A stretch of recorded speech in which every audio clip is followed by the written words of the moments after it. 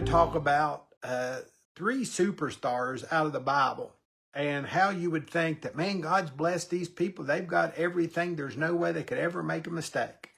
And I'm wanting to go through that. I want to talk about those three. Then I want to talk about, there's 20 others or 17 others that are listed here in this Bible outline that I saw. And the outline title was 20 Messed Up Bible Heroes.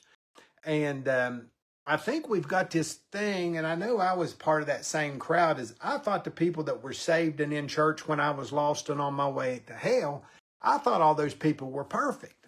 I thought all those people, they had it figured out, and, they were just absolutely perfect human beings. But I've heard all kinds of names for the church. I've heard, hey, it's a workshop for sinners. I've heard, the righteous don't need it. Of course, that's a joke, because everybody needs church. Everybody needs to come together. Everybody needs to be built up together. But as we study these things and we start to see all this different stuff that's going on in the world, I think a lot of times we start thinking, I can't do it. Man, I can't live for Jesus. This world is crazy. I can't live for Jesus. I'm in this business or I'm in that business. And, it's just not very Christian-like, And I can't say, well, quit that, lose your house, lose your home, lose that. All I know is I came to the point in my life in March 1997 where I had to surrender to God and get saved. Then God did the cleaning. God started straightening things up, right? Now, has everything been perfect since that day? No, it's not been perfect. That hasn't been the perfect day yet. I mean, there's been a lot of good days. I can't say that. But I want to start out by looking at three people that God blessed and made stars out of. And they made these horrendous mistakes. And I know that you can guess one because I talk about King David every single day. But I'll just go real quick through his life, and just think about this. He's the last of Jesse's sons. He's out tending the sheep, right? Samuel, I think, is the prophet that God says, go to the house of Jesse. That's where the next king's going to come from. And so, you would think, oh, man, I want one of them big, strong, good-looking older boys. Well, that wasn't the one. David was Rabbi. David was the youngest of all the sons. David had the least to offer. And guess what? God chose David, right? Kim Carnes, good to see you this morning. So we're going to talk about three people, and then we may get to 17 more people that were about as dysfunctional as you can get in the Bible. They made horrendous mistakes. And I started with David because David was blessed by God at an early age because he's ordained to be the king when he's a child. Then he goes and he kills Goliath, which makes him what we would call a superstar, right? So then he's not only a superstar, by killing Goliath, then he gets this reputation as Saul killed thousands and David killed 10,000s. So that makes it the jealousy. Well, then as he gets to be king, he marries all these different women to have these different alliances with different nations. The kids have all these different problems. And then one day when David should have been out leading his army, guess what he's doing? He's sitting there looking over the balcony and he sees this woman called Bathsheba.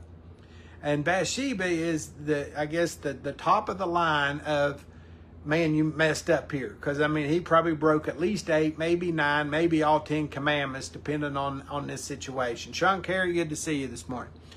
So, there's the life of David. That was just a real quick thing. That here's David, a man after God's own heart. Here's David, that God blessed him, gave him everything. Saul had blown the kingdom. It was going to be taken away from him. Saul's hunting David down.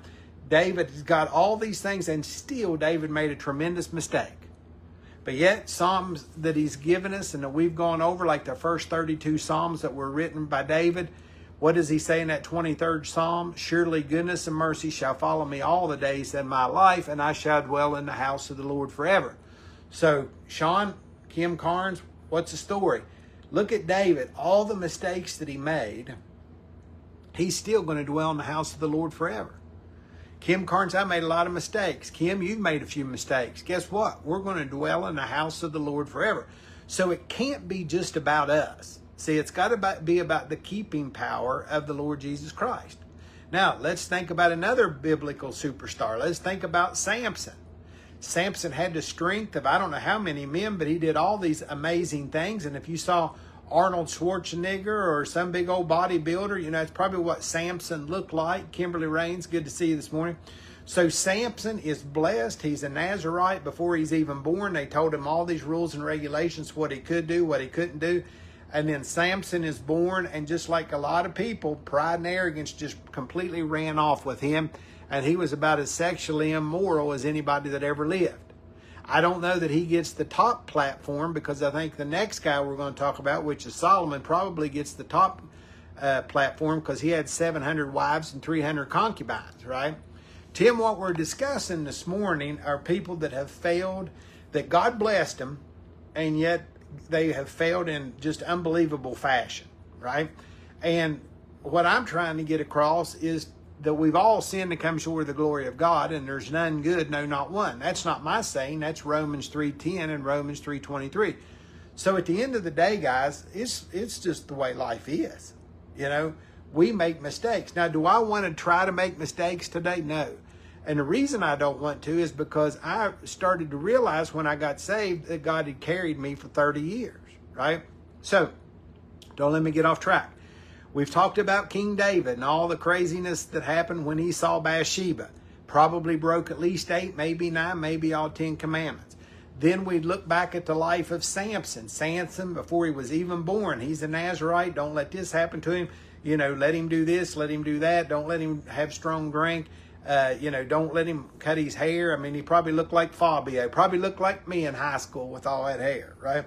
But anyway, long story short, Samson falls in and does absolutely, after God has blessed him and blessed him and blessed him, Samson makes this tremendous mistake, right? But then as we know the story, Samson asked God to come back into his life.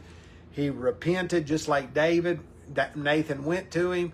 Nathan said, hey, this one guy had all the wealth in the kingdom, and he stole one guy's sheep that only had one sheep. What shall we do with that guy? David said, put that guy to death.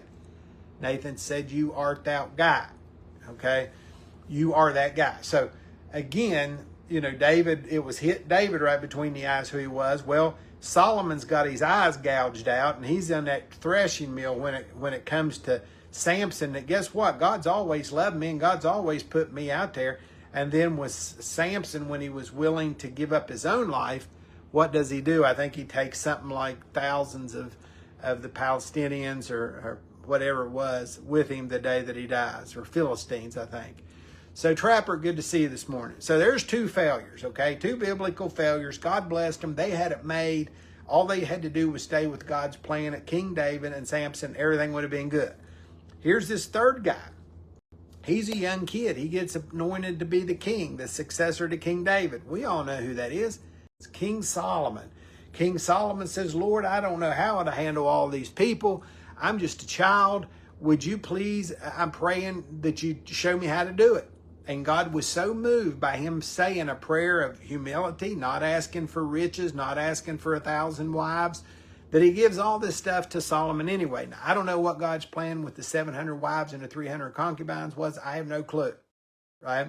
Because that kind of conflicts with being the wisest man of all time, right? But that's Solomon's, you know, his legend, if you will.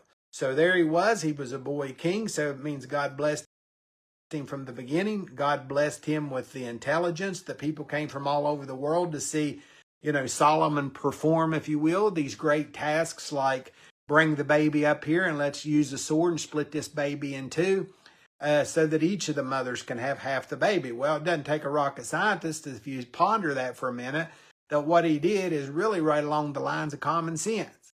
If you had the presence of mind to think about it. Now, does that kind of thing come from the Lord?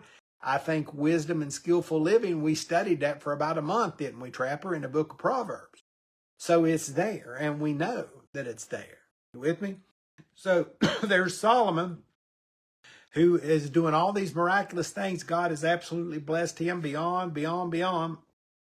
And he falls into this sexual sin because of all the paganism, you know, from all these different wives that he brings into the kingdom. So those are those first 3, and we can look at sexual sin and say, aha, stay away from sexual sin, and everything else will be okay. Well, let me bring you now to the other 17 people that have had crazy things happen to them in their lives. Let's look at the first man, Adam. Man, did God bless Adam? And what I'm trying to do, God blessed me unbelievably for the first 30 years of my life. He watched me blaspheme his name. He watched me blaspheme the Spirit by rejecting it. He watched me be a complete fool, complete maniac, a complete everything. And the moment that I said, Jesus saved me, Sammy, he said, here I am, son. And just like the lost son, the father just run at him. And I didn't feel Jesus and see him run at me, but man, it felt like somebody ran at me and grabbed me. Him and everybody, sometimes I only see 3 or 4 names there. But listen, I'm preaching to myself. Man, we've been blessed from the beginning of this thing. From birth, we are here. We're in a rural place, West Virginia. It's a peaceful place. It's probably no one's going to shoot at the house today. No one's going to break in and steal one of the kids out of the neighborhood, right? It's amazing. So let's go a little further. Let's go all the way back to Adam and Eve. Did God bless them? Man, talk about a blessing. Adam, here's the deal. You are the 6th thing to happen. You're born on the 6th day.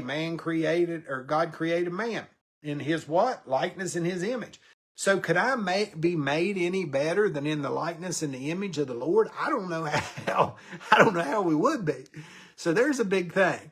Then he says, Adam, look, I'm going to bring all the animals in here, the birds of the air, the fish in the sea, and all these land animals, and I'm going to give you the honor and the privilege. You name them all.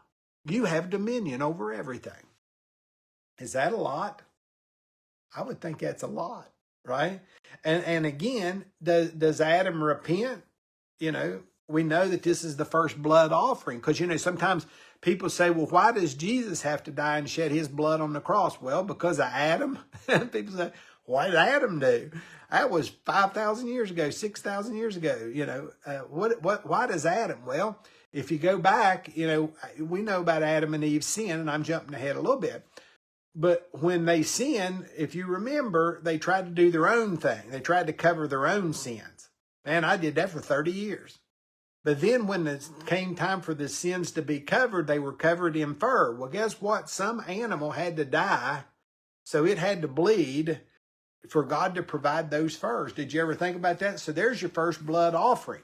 So if you're thinking about getting to Jesus or getting to heaven without going through Jesus, it won't work because of that very sin nature thing.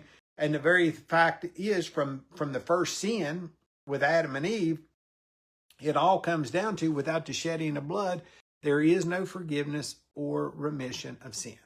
You with me? So that's kind of how this thing plays out. So look at this. Not only does Adam partake of the sin, Eve is the one that brings it to him, right? She's the first woman. She couldn't control her appetite. She takes it to Adam because she doesn't want to be alone in sin. I don't know about you guys, but I've done that a million times in school over the years. If I get in trouble, I try to get someone else in trouble with me. Or if I'm a leader, I get in trouble. Others want to be in trouble too because they want to identify and hang with me in detention. I can remember many times like that, right? But there's also something else that started with all that Adam and Eve were given. Do you realize that blame starts right there? All these dysfunctional people, all these people, we got people all over the world that won't come to Jesus and know they need to. We got people that are calling the Christian hypocrites. They're persecuting the Christians all the way to death in some parts of the country and parts of the world. But here's the thing. All the way from the first 2 people, Adam and Eve, everybody's blaming everybody else. Because God goes to Adam, Adam, what have you done? I'm naked. Well, how do you know you're naked? Well, I mean, I'm naked. I mean, what else could you say? Well, Eve brought this apple and I ate of it. And God's like, well, Adam, I told you not to. Well, Adam said, oh, Lord, you gave me that woman. Remember that? So God goes to Eve. Eve, what's up? Eve, don't look at me. You created that serpent, right? So there's the blame. The blame starts even before the first, I was going to say the first sin, but the first sin's Adam and Eve. So the second sin is the blame game starts. Folks, Trapper, Sammy, Tracy, Kim Carnes, Kimberly Rains, everybody that's on here and everybody that's going to be on here all day and for the next 30 days. Think about this thing. Blame started right there with sin. Man, are we living in a day and time where everybody's blaming everybody else? And do you know how I'm going to come in front of Jesus for my sins? I'm not going to, because I've already turned it over to Jesus in March 1997 when I got saved.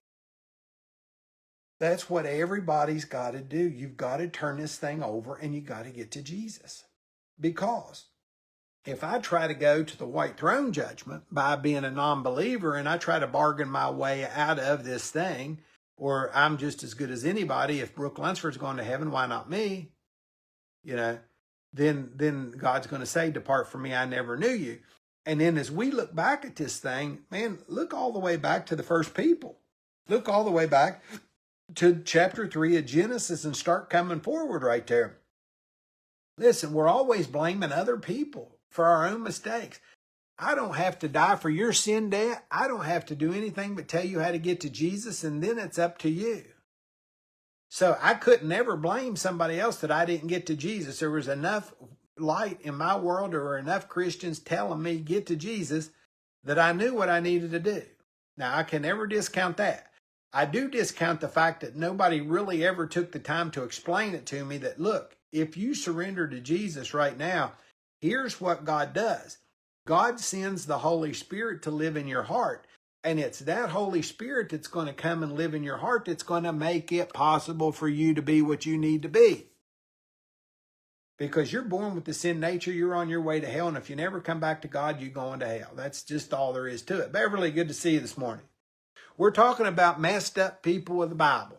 We talked about King David messing up, talk about Samson messing up, talking about King Solomon messing up, talking about Adam and Eve messing up.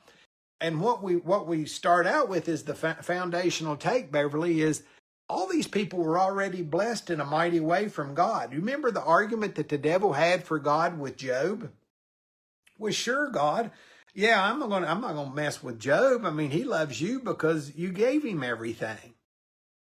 See, we're running around here blaming everybody for all the things we don't have instead of praising the Lord for all the things that we do have. And then on top of all that, we're still mad at the fact that, we're blaming God for things that aren't God's fault.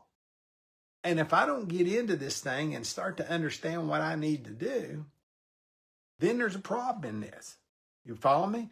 And if I don't do what God needs me to do, then it's a real problem, right? And that's where we're at. So we got a few minutes left. Now, let's look at this. What happens with Cain? He's the firstborn human. Guess what the firstborn human does? Because remember, he's born. What do you mean he's born? Well, Adam and Eve are created, right? Adam from the dust of the earth. You want to do an amazing science project? Google the element of dirt. What all's in the elements of dirt, or what all, the makeup, I guess, of dirt or clay is. Then Google what the human body is made up, and you will be absolutely amazed. Because some people may say, well, I was formed from the dust of the earth, and I don't believe it. Well, Eve was formed from a rib taken from Adam. I don't believe it. I don't care if you believe it or not, because I'm past believing it, Beverly. I know it's true. And you say, well, how can you know? If you spend enough time with Jesus and you talk about him enough every day, and you look at this Bible and realize nobody could have ever written a book like this. This can't be done if God's not God. You understand me? Cannot be done. Nobody could have done this, right? Now, we know the firstborn person.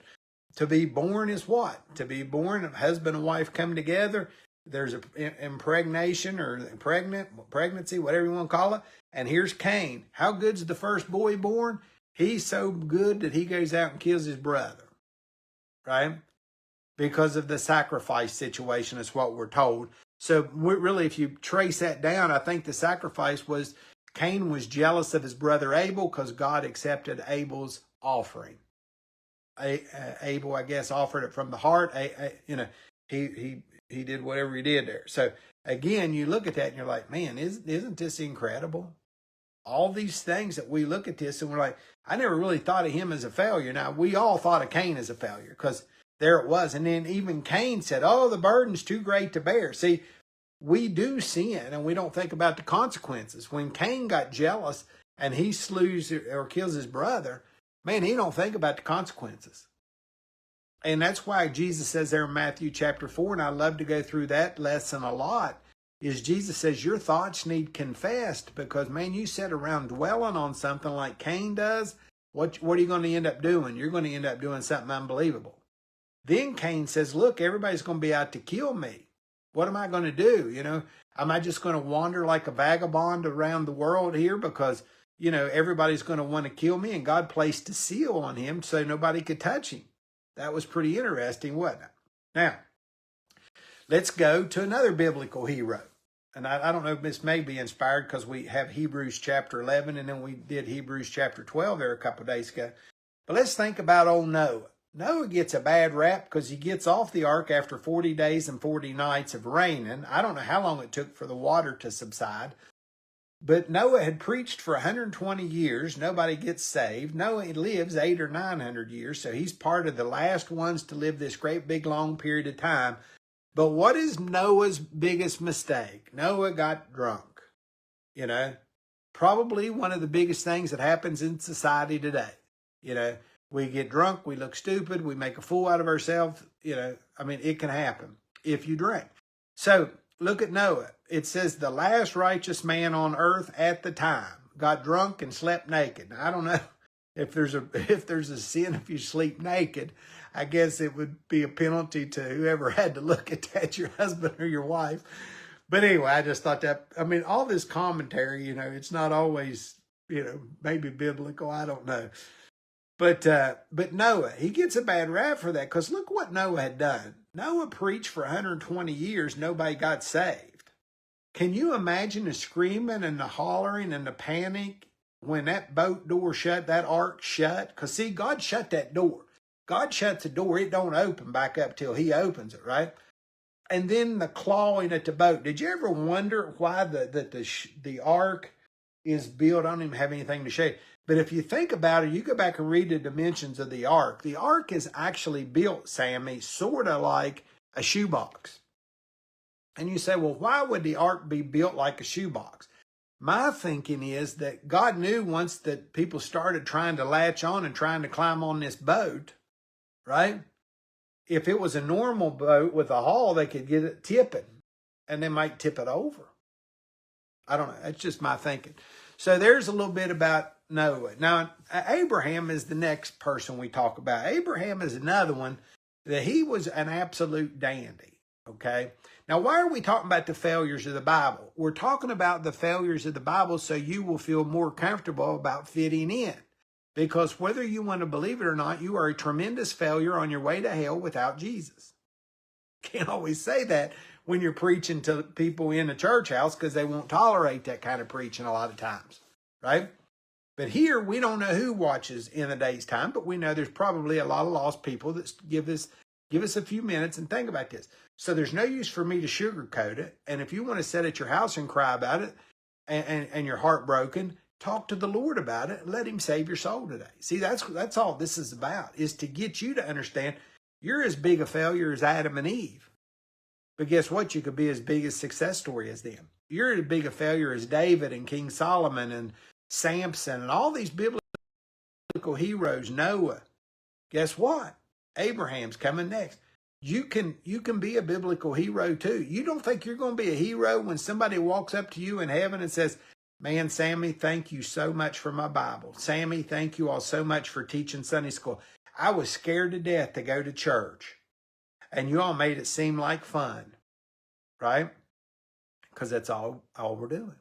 Trying to let you know that the church is for everybody, right? If you go to a church and they don't make you feel at home, you're at the wrong church. You go to a church and they never talk about Jesus, you're in a club. See, that's not a church, that's a club. To be in a New Testament church means that they're centered upon the things of Jesus. Jesus is in control there. The deacons know enough about the Bible and Christian discipline that when a problem does happen, and it will happen, that it gets lined out and they move on to the next issue. They don't sit around dwelling on it, and they don't sit there across the aisle just glaring at each other. They solve Christian problems, or not Christian problems. They solve church problems and they move on. All right, here's our boy. Here's our boy Abraham. Abraham, remember, he gets a shout out by Jesus himself. Lazarus the beggar was carried into the bosom of Abraham. Abraham, father of many nations. Abraham, blessed beyond anything we can imagine, because God says to Abram, get out of the land of Ur. I am going to make you the father of many nations. I'm going to make you a great man.